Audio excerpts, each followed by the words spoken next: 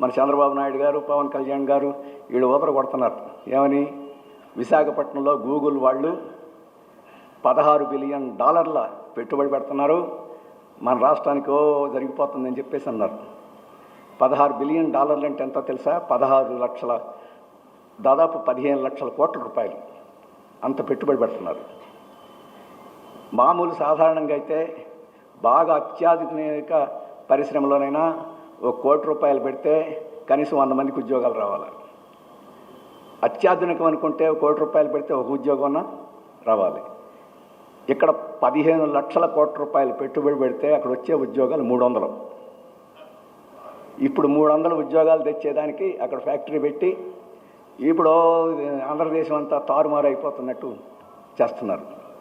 Data centre రానియండి, మనకేం అభ్యంతరం లేదు. ఇంత ఓదర కొట్టాల్సిన అవసరం ఏంటి?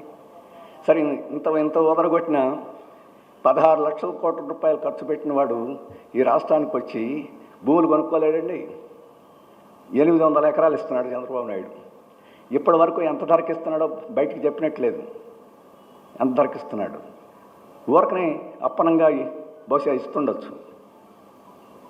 అది వదిలేసేయండి. ఆ డేటా సెంటర్ వస్తే మనకు సాంకేతిక పరిజ్ఞానం తెలిసిన వాళ్ళకి చాలా విషయాలు తెలుస్తాయి. మనం ఇప్పుడు దాని జోలికి పోనక్కర్లా. ఆ డేటా సెంటర్ వస్తే విశాఖపట్నం మొత్తానికి అయ్యే కరెంటు ఆ ఒక్క డేటా సెంటర్కి కావాలి. విశాఖపట్నం మొత్తం అన్ని కుటుంబాలకి అవసరమైన మంచినీళ్ళు ఆ ఒక్క డేటా సెంటర్కి కావాలి. అంత విద్యుత్ అవసరం అవుద్ది, అంత నీళ్ళు అవసరం అవుతాయి దాన్ని చల్లగా ఉంచడానికి. అదేమన్నా మనకేమన్నా ఉపయోగపడుద్దా? మనకేమీ ఉపయోగపడదు. మన వాళ్ళకి ఏమన్నా ఉద్యోగాలు వస్తాయా? మనకేమి రావు. వస్తే ఒక 300 మందికి వస్తాయి. ఈ 300 మంది కోసం పాయిఖానాలు కొట్టడానికి, కసువు జిమ్మడానికి ఇట్లాంటి వాళ్ళకి ఏమైనా కొంతమందికి అదనంగా ఉద్యోగాలు రావచ్చు. ఒక స్టీల్ ప్లాంట్ పెడితే 30,000 మందికి ఉద్యోగాలు వచ్చాయి. ఒక స్టీల్ ప్లాంట్, ఆ స్టీల్ ప్లాంట్ని మూసేస్తానంటున్నాడు, అమ్మేస్తానంటున్నాడు. పక్కన డేటా సెంటర్ పెట్టేసి ఏదో తెచ్చేస్తానని చెప్పేసి అంటే అర్థమే ఉంది. 140 కోట్ల జనాభా కలిగిన ఈ దేశంలో ఎటువంటి పరిశ్రమలు కావాలి? ఒక పరిశ్రమ పెడితే వందల వేలల్లో ఉద్యోగాలు వస్తే అటువంటి పరిశ్రమ కావాలి. ఇప్పుడు మన లక్ష్మణరావు గారు చెప్పారు, అక్కడ బట్టల దుస్తులు కుట్టే బ్రాండిక్స్ 30,000 మంది, 25,000 మంది అట్లాంటి దుస్తులు కుట్టే కర్మాగారాలు బెంగళూరులో ఉన్నాయి. ఒక్కొక్క కర్మాగారం 1,00,000 మంది పనిచేసే ఇవి కూడా ఉన్నాయి. అటువంటి వాటిలో పెట్టుబడి పెట్టి అమెరికా నుంచి సింగపూర్ నుంచి ఎక్కడైనా మాకు అభ్యంతరం లేదు, అది తీసుకొస్తే ఉంటుంది. నేను ఆడి జోలికి పోవడంలా. ఇప్పుడు పెట్టుబడిదారీ విధానం ఎటువంటి పరిస్థితి అంటే, అయితే ఇప్పుడు పరిశ్రమలన్నీ యంత్రాలతోటి బాగా పనిచేసి అయిపోయినాయి, మనుషులతోటి పని లేకుండా పోయింది. నేను చూడలేదు, మీరు కొంతమంది చూసి ఉంటారు. రజనీకాంత్ సినిమా రోబోట్, ఆ సినిమా చూసి ఉంటారు. రోబోట్ అంటే ఇప్పుడు ఆ రోబోట్లు వచ్చినాయి. మనుషుల చేత పని అక్కర్లా, రోబోట్లు చేసేస్తాయి. దీన్ని ఆటోమేషన్ అంటున్నాం. దీని మీద ఆధారపడి అంటే ఉన్న ఉద్యోగాలను ఓడగొట్టే తత్వం. ఈరోజు హైదరాబాద్లో ఉండే గూగుల్ వాడు తీసేట, మైక్రోసాఫ్ట్ వీళ్ళందరూ ఉద్యోగాల నుంచి తీసేశారంటున్నారు. ఉద్యోగాలు పెట్టిన వాళ్ళు కనపట్ల.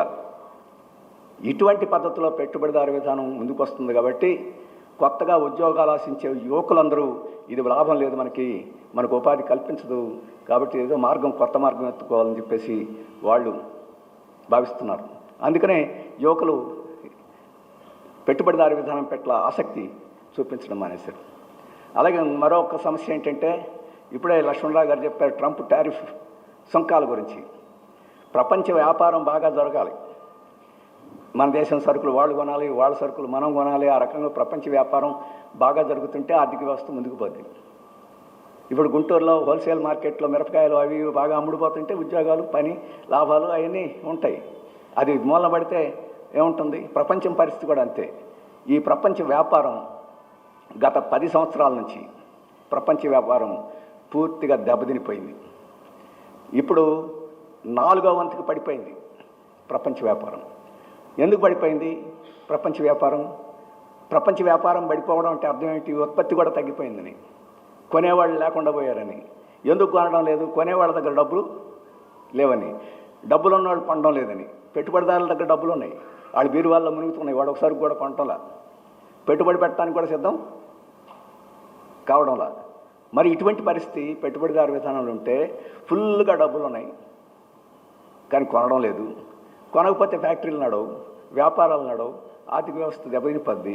ఆ వ్యాపారాలు ఫ్యాక్టరీలు నడవకపోతే మన పిల్లలకు ఉద్యోగాలు పోతాయి. ఉద్యోగాలు పోయిన తర్వాత జీతభత్యాలు లేకపోతే వాళ్ళు మాత్రం ఏం కొంటారు? ఇటువంటి పరిస్థితి ఈరోజు పెట్టుబడిదారు విధానం ప్రపంచవ్యాప్తంగా వచ్చింది. అందుకనే ఆందోళనలు, గొడవలు, సమ్మెలు, ప్రదర్శనలు ఎందుకు ఎక్కువ జరుగుతున్నాయి? మనకు కడుపు నిండా ఉండి కంటి నిద్రపోతుంటే మనకు ఆందోళన చేయాలనిపిస్తుంది, అనిపించదు. కానీ ప్రపంచంలో అట్లాంటి పరిస్థితి లేదు కాబట్టి ఈరోజు ఆందోళనలు ఇవన్నీ వస్తున్నాయి. అలాగే మనం మరొక ముఖ్యమైన విషయం ఏంటంటే ఈరోజు ట్రంప్ గారికి కోపం ఎందుకు వస్తుందంటే అమెరికా పెత్తనం తగ్గిపోతూ ఉంది. అమెరికాలో మన రూపాయి లాంటిది డాలర్. ఈ డాలర్ని ఇప్పుడు ఎవడు ఉంచుకోవడంలా. ఇప్పుడు అందరూ ఇంతకుముందు డాలర్ని ఉంచుకునేవాడు ఇప్పుడు బంగారం కొనేస్తున్నాడు. ఈ డాలర్ మీద నమ్మకం పోయింది. ఇప్పుడు బంగారం ధరలు బాగా పెరిగిపోయినాయి. మీరు బంగారం కొనేవాళ్ళు తక్కువ ఉంటారు అనుకుంటున్నాను బహుశా. అయినా బంగారం ధరలు పెరిగిపోతున్నాయి. ఈ రోజు చూస్తున్నాయి. ఎందుకు పెరిగిపోతున్నాయి? ఇంతకుముందు ఎవడన్నా డబ్బులుంటే ఆ డాలర్లో పెట్టుకునేవాడు. ఇప్పుడు డాలర్ మీద నమ్మకం పోయి వాడంతా బంగారం కొనేస్తున్నారు, భూములు కొనేస్తున్నారు. అందుకనే ఈరోజు డాలర్ మీద నమ్మకం పోతే డాలర్కి నాయకుడిగా ఉన్న ట్రంప్ మీద కూడా నమ్మకం ఉంటుంది కదా. అమెరికా పెత్తనం చేసేదానికి అవకాశం ఉంటుంది కదా. కాబట్టి అది కూడా ఈరోజు అమెరికా కోపంగా ఉంది. మరి డాలర్ మీద నమ్మకం పోయి ఎవరి మీద నమ్మకం పెరుగుతుంది అంటే చైనా వాడి మీద నమ్మకం పెరుగుతుంది. చైనా మన రూపాయిని వాళ్ళు యువాన్ అంటారు. యువాన్ వాళ్ళ రూపాయి పేరు. ఇప్పుడు ఎవడైనా మన రూపాయలన్నీ దాచుకోవాలి, మన రూపాయలకి నమ్మకం లేదు, ధరలు పెరిగిపోతున్నాయి, విలువ లేకుండా పోతుందంటే యువాన్లు కొనుక్కొని దాచిపెట్టుకుంటున్నాడు. మన దేశం దగ్గర యువాన్లు ఉన్నాయి. చైనా దగ్గర సరుకులు కొంటే మన వాళ్ళు యువాన్లు ఇస్తున్నారు, డాలర్లుగా అది ఇస్తుంది. రష్యా దగ్గర ఆయిల్ కొంటే మన వాళ్ళు యువాన్లు ఇస్తున్నారు.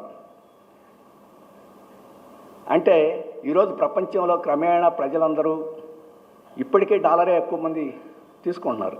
కానీ క్రమక్రమేణా ఈ అమెరికా యొక్క యువాన్ మీద నమ్మకం పెరిగి, ఎందుకంటే ఆ యువాన్ నా దగ్గర ఉంటే ఒకవేళ నేను ఏదైనా కొనుక్కోవాలంటే కొనుక్కోవచ్చు, ఏదైనా బంగారం ఇవ్వమంటే బంగారం ఇవ్వచ్చు, అవతల వాటిని యువాన్ని తీసుకుంటారు. మనం అప్పుడప్పుడు షాప్కి వెళ్ళి చిరిగిపోయిన రూపాయి ఇచ్చామనుకోండి, ఏమవుతుంది? ఇది కాదండి కొత్త నోటు ఇవ్వమని అంటారు.